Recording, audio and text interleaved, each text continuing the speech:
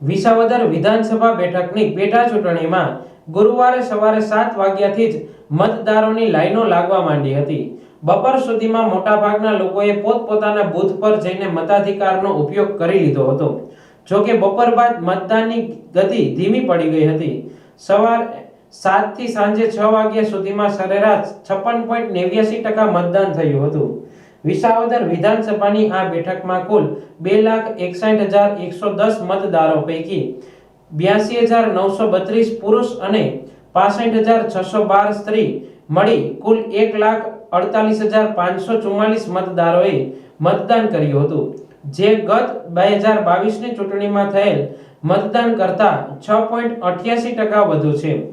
મતદાન સવારે શરૂ થતા જ સવારના 7 થી 11 દરમિયાન 4 કલાકમાં જ 28.11% મત પડી ગયા હતા।